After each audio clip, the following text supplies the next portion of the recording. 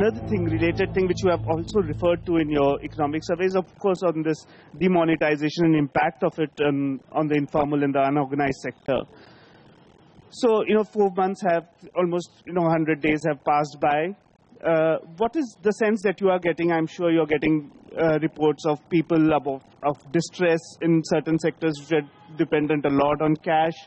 Do you see permanent demand destruction happening? Do you see actually small and micro and tiny entrepreneurs actually getting out of business and not being able to make stage a comeback? See, it's a great question. The honest truth is that, look, remember, the fact that we don't have informal sector data, even when we compile the national income accounts, is a serious deficiency. Sure, the demands are even greater because you actually want data that you even normally don't have, and you want it on a high frequency basis, and to reach the parts that you normally don't reach. So because of not having the data, it is very difficult to do this. So you really have to piece together bits and pieces everywhere. And my sense, and this is, I should be clear that it's not based on the most careful of analysis, is that the sense is that there has been hardship. I think there's no question. I think the people in the informal sector have been hurt. Livelihoods have been affected. Employment has come down. But my sense is that because this was largely related to the lack of cash and liquidity, it therefore follows that once that cash and liquidity come back into the system, there should be no long-term effects from that.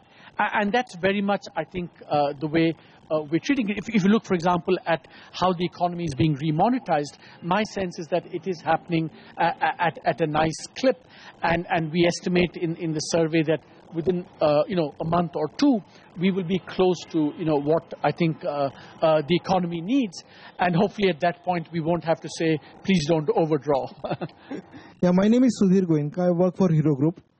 Of late, we are hearing that Donald Trump policies, which are protectionist policies, they are helpful for Indian economy.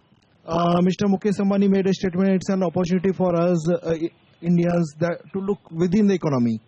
So do you agree to this kind of statement that, okay, it's an opportunity for us, we are not, let's leave the export behind and let's focus on Indian economy? Yeah, at the risk of disagreeing with Mr. Mukesh Ambani, let me say categorically that I think his was a brave attempt to make a virtue of necessity. I hope it won't become a necessity. See, firstly, let's be clear that we're still not sure what policies the US is going to follow. I don't think we should be premature in judging that.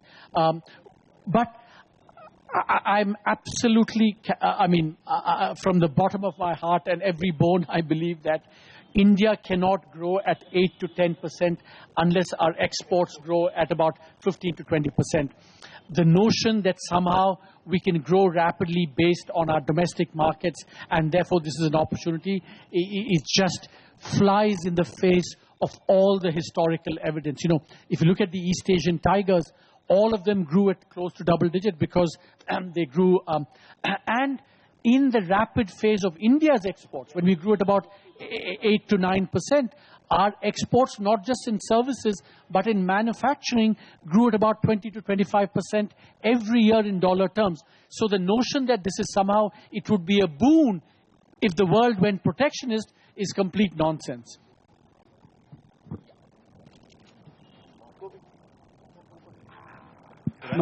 Hello, my name is Krishnan. I have two questions. One is, among the present crop of Carnatic music singers, who is your favorite? The second question is not a question, it's more a cry of despair. See, there are thousands and thousands of migrant workers who were abroad when the demonetization was on. Now the Reserve Bank says that whatever money they have, they will have to bring it to Reserve Bank and deposit it personally here. See, for example, a migrant worker who is in Eastern UP, he has to trek all the way to Delhi to deposit his money. Is it fair? what sort of a government which makes a rule like this without even considering the plight of an ordinary migrant worker? Nobody discusses about this. I have written to the Reserve Bank governor a personal letter, but I don't know, it will be a cry in the wilderness, I'm sure. But if you can use your good officers to take it to the government, I shall be grateful. Thank you. Okay. So the answer to the second one is I will do my best. The answer to the first one is the following. That, you see, when I'm at home and want to listen to music, at every point, I have limited time to listen to music. So why would I not listen to M.D. Ramanathan every time I'm trying to listen to music? But in terms of live concerts, obviously, when I go to Chennai during the music season, T.M. Krishna, Sanjay Subramanian, Aruna Sairam, all of them I listen to. Thank you so much, Dr. Arvind Subramanian. It was indeed a riveting evening. If you have any further questions, we can join him over cocktails. May I request the Indian Express Chief Editor, Mr. Rajkamal Jha, to please give a small memento, a gesture of appreciation.